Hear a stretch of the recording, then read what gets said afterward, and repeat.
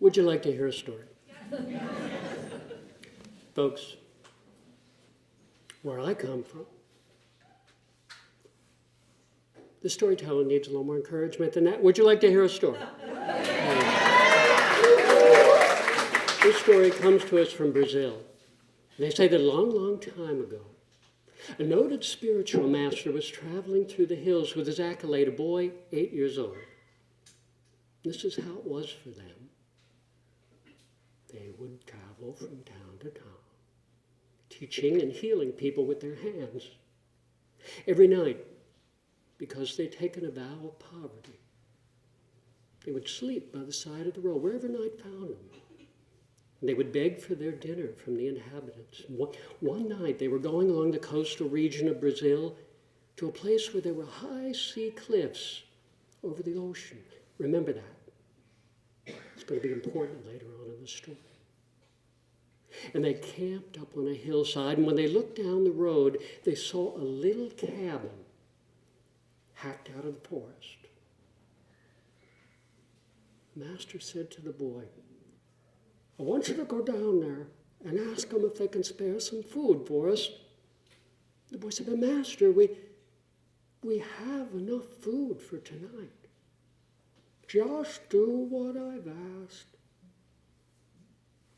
Well, what could the boy do? He had to obey his master. He went all the way down to that little house and he knocked on the door. And an old man with gray hair and a gray beard, dressed in rags, came to the door and said, Yes.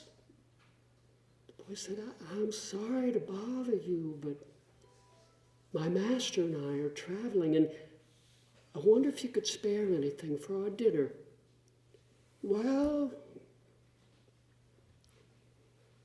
we don't have much, but what we have, we're glad to share.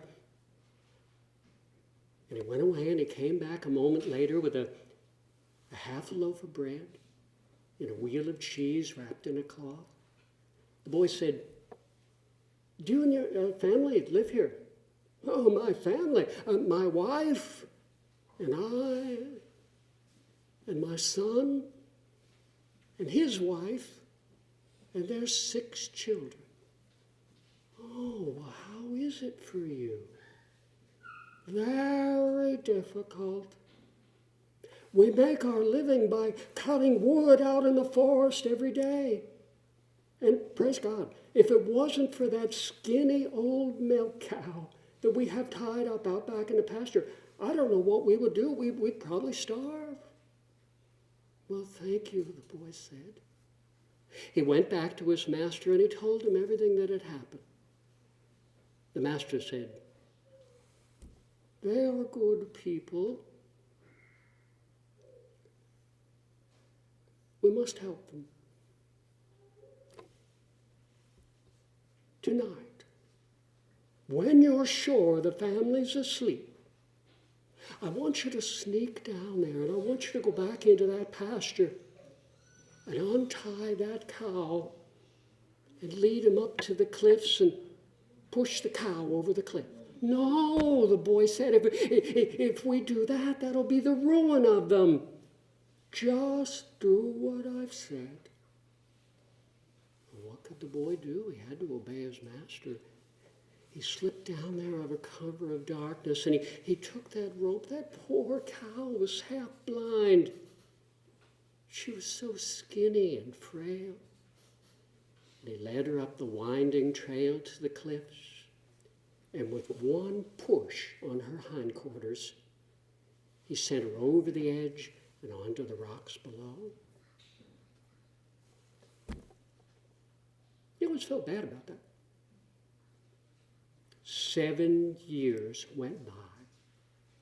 And man, they were coming through that same part of the country, and they camped up on the hill, but when they looked into the valley beyond, where that cabin had stood was a fine house with fruit trees and lush gardens and flowers and 70 acres of pasture land with hundreds of cattle grazing.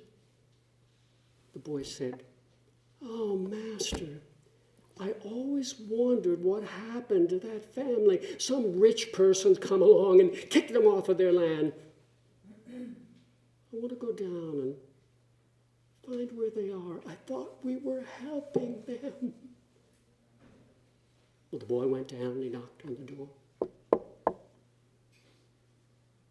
And a white-haired man with a finely trimmed white beard, dressed in a fine suit, came and said, "Yes?" The boy said, "I'm sorry to bother you, but my master and I were traveling along, and we were here 7 years ago, and there was a family that lived here. Do you know what happened to them?" "What happened to them? Our family has always lived on this land." And then the boy looked, and he recognized the man that had been so generous years before. He said, "Well, what happened?" "Well, life was difficult. As I might have told you, we had a cow out back." "Yes, I want to tell you about the cow." "Oh, that cow, she was half blind and stupid. She wandered off one night. I think she fell off that cliff up there. That was the end of her. And we thought that was the end of us. But that wasn't the end. My children and I, we got to work. What choice did we have? And my children and I built all that you see here. Well, whenever I hear this story, I think about my skinny old milk cows. Those things that I cling to that keep me small, frightened of the future. But this isn't just my story. This is the story of the Graduate Institute. We've had our own skinny old milk cows that we had to push off the cliff. And when we did, sometimes we looked at each other and we said, "This is the end." But it wasn't the end. We adapted, we improvised, we overcame, we persevered, and somehow we have prevailed to arrive at this day. And this isn't just the story of the Graduate Institute. This is the story of these colleagues who will be graduating in a few minutes. You know, on the very first night when people came in, I said, this will either be a life-changing experience or it will be nothing. Up to you.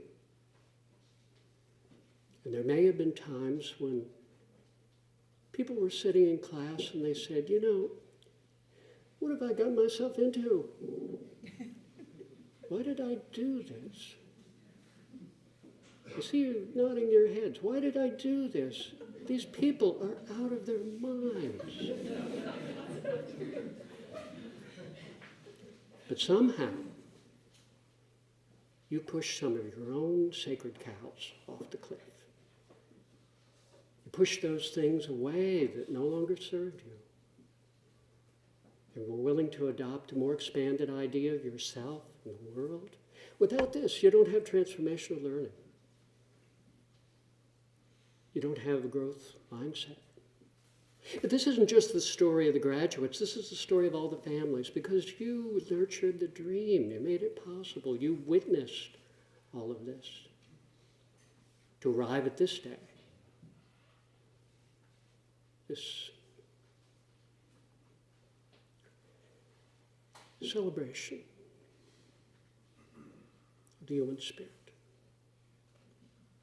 So before I sit down, I want to apologize to all the dairy cattle of our nation and the local milk people who care for them.